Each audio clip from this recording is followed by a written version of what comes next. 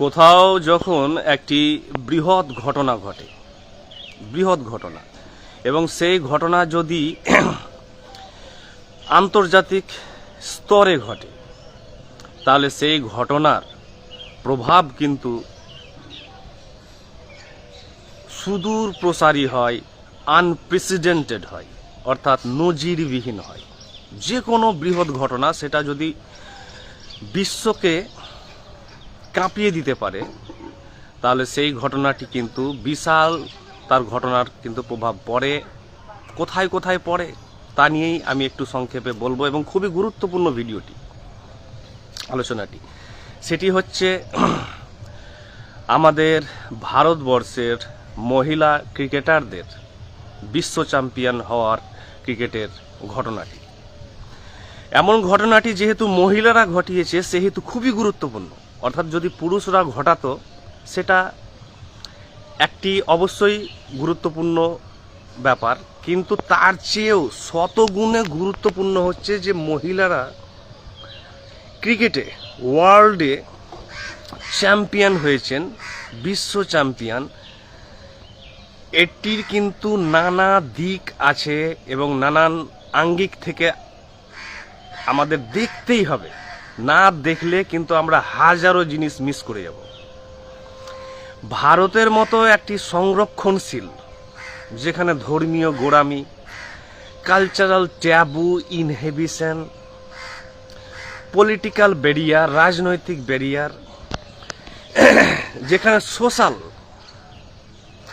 অনেক বাধা বিপত্তি, পরিবারের অনেক রেস্ট্রিকশনস, এরকম একটি সংরক্ষণশীল, ঐতিহ্যবাহী, পশ্চাদমুখী দেশ মহিলাদের ব্যাপারে, যে দেশ, সে দেশের মহিলারা বা নারীরা, মেয়েরা যখন সারা বিশ্বে ইতিহাস তৈরি করছে স্পোর্টসের মাধ্যমে, সেটা কিন্তু বিশাল বড় ঘটনা। আমরা হয়তো অনুভব করতে পারছি না, আমরা হয়তো স্পোর্টস ভেবে, অর্থাৎ খেলা ভেবে আমরা হয়তো জাস্ট সামান্য একটু আনন্দ করে বা ভেবেই হয়তো রেখে দিলাম। কিন্তু যারা চিন্তাশীল ব্যক্তি, যারা একটু সচেতন শিক্ষিত ব্যক্তি, তারা যদি মননে এবং নীরবে এর প্রভাবকে ভালোভাবে দেখে, তাহলে দেখতে পাবে এর প্রভাব কোথায় কোথায় পড়বে। এর প্রভাব পড়বে ফ্যামিলি স্ট্রাকচারে, অর্থাৎ যে সংরক্ষণশীল কনজারভেটিভ ফ্যামিলি স্ট্রাকচার, সোসাইটিতে, ইতিহাসে, পলিটিক্সে, লিটারেচারে, রিলিজিয়ানে। অর্থাৎ একটি সভ্যতা যেসব উপাদান নিয়ে গঠিত হয় তার সমস্ত ক্ষেত্রে কিন্তু এর প্রভাব ব্যাপকভাবে পড়বে। কারণ এই জয়টা, এই আন্তর্জাতিক ইন্টারন্যাশনাল ভিক্টরিটা মহিলাদের, সমস্ত নারীদের, মেয়েদের, মহিলাদের এতটাই অনুপ্রাণিত করবে, এতটাই মোটিভেট করবে যে তারা কিন্তু এটাই ভাববেন যে আমরাও তো পারবো। শুধু স্পোর্টসের, শুধু ক্রিকেটেই নয়, আরও হাজারো ভ্যারাইটি স্পোর্টস আছে। শুধু কি স্পোর্টসে তারা ভাববেন যে আমরাও এই রকমটা করতে পারবো, কারণ আমাদের প্রত্যেকের মধ্যে সেই পোটেনশিয়াল আছে, সেই ট্যালেন্ট আছে। যদি আমরা পুরুষের মতো সুযোগ এবং সুবিধা, ফেসিলিটি এবং অপরচুনিটি পাই, তাহলে আমরাও বিশ্বকে কাঁপাতে পারবো। আমরাও অর্থাৎ আমরাও সাহিত্যে বিশাল নজর কেড়ে নিতে পারবো, এবং আমরা বিশাল প্রভাব ফেলতে পারবো পলিটিক্সেও, অর্থাৎ ওমেন লিডারশিপ, পলিটিক্যাল জগতে, নারী রাজনৈতিক ভূমিকা, অর্থনীতিতে, ধর্মীয় জগতে, কালচারাল জগতে, ফিলোসফির জগতে, সমস্ত জগতে তারা কিন্তু পুরুষের মতো নয়, পুরুষের চেয়েও ভালো কিছু করার ক্ষমতা রাখে, এটা প্রমাণ করলো। এবং ভারতের মতো দেশ, যেখানে মেয়েদের ব্যাপারে প্রচণ্ড কনজারভেটিভ, প্রচণ্ড, এই যে পণ প্রথা, মেয়েদেরকে পণ্য হিসাবে দেখা, মেয়েরা পারবে না, মেয়েদের প্রতি পুরুষদের যে পুরুষতান্ত্রিক দৃষ্টিভঙ্গি, যে একটা নিম্ন চোখের ব্যাপার, যে তোমরা দুর্বল, তোমরা শুধু এই রোলগুলো প্লে করো, তোমরা পুরুষদের জিনিস পারবে না। এই যে পুরুষদের একটি ইগোইস্টিক, দাম্ভিক, পুরুষতান্ত্রিক একটি অ্যারোগ্যান্স, অহংকার, সেই অহংকার কিন্তু স্যাটার্ড, আজ কিন্তু সেটি চূর্ণ বিচূর্ণ। তাই ফেমিনিজম অর্থাৎ নারীবাদ, যারা মহিলারা, যারা ফেমিনিস্টরা লড়ছেন, শুধু তো মহিলাই নয়, পুরুষও আছেন সেখানে। এই যে সাহিত্য, বেগম রোকেয়ারা, তসলিমা নাসরিন থেকে শুরু করে হাজারো বাঙালি মহিলা নারী সাহিত্যিকরা, নন বাঙালি সাহিত্যিকরা এবং অন্যান্য দেশেও, তারা কিন্তু এই জায়গাটি থেকে অনেক কিছু পাবেন। তারা সাহিত্যে তারা দারুণভাবে নারীদের অধিকার, নারী শক্তিয়ায়ন অর্থাৎ ওমেন এম্পাওয়ারমেন্ট, সরকার চেষ্টা কিছুটা ন্যূনতম করেছে যে নারীকে কিভাবে শক্তিশালী করা যায়, তার জন্য কিছু রিজার্ভেশন, সংরক্ষণ, হেনাতেনা করার চেষ্টা করছে। কিন্তু নারীকে এম্পাওয়ার করার জন্য, শক্তিশালী করার জন্য এই খেলাটি কিন্তু গুরুত্বপূর্ণ প্রভাব বা ভূমিকা রোল প্লে করবে। তাই এই যে রিলিজিয়াস কনজারভেটিজম বা রিলিজিয়াস অর্থোডক্সি, ধর্মীয় গোঁড়ামি, ধর্মীয় অমুক, ধর্মের নামেই নারীদেরকে কিন্তু যুগ যুগ ধরে কিন্তু আটকে রাখা হয়েছে। বিভিন্ন নিয়ম শৃঙ্খলা, হেনা তানা, রিলিজিয়াস ইনজাংশন। কিন্তু আজ এই মহিলারা সমস্ত মহিলাদেরকে ভাবতে বাধ্য করেছে, তারা সচেতন করতে, অনুপ্রাণিত করেছে এতটাই যে প্রত্যেক মহিলাদের কাছে আজ, যারা নারী আছে তাদের কাছে, প্রত্যেকের কাছে আজ অ্যান্ড্রয়েড সেট আছে। তারা আজ নিজের শিক্ষা, নিজের অভিজ্ঞতা দিয়ে দেখতে পাবে যে আমাদেরকে কিন্তু পুরুষরা ধর্মের নামে, কালচারের নামে, সোসাইটির নামে কিন্তু বন্দি করে রেখেছে।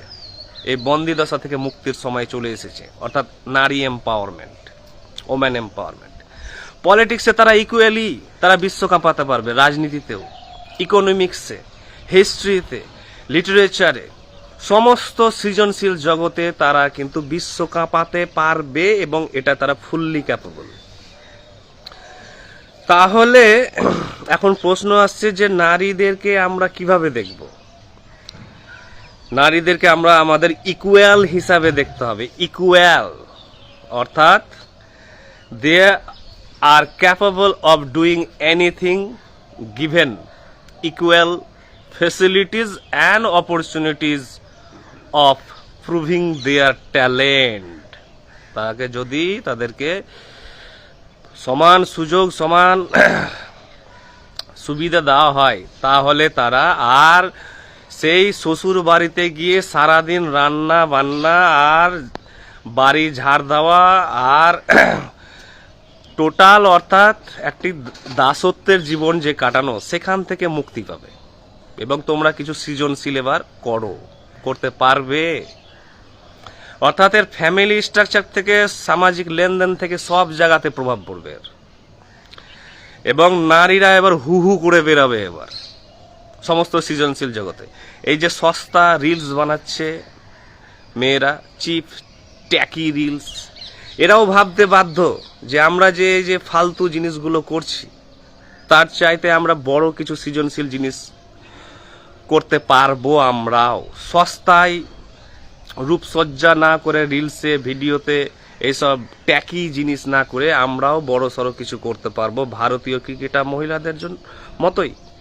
তাই প্রত্যেক জায়গাতে নারী যেখানে আছে সে কিন্তু ভাবতে বাধ্য যে yes, I am also fully capable of proving my talent given the ideal opportunity and the ideal moment or time.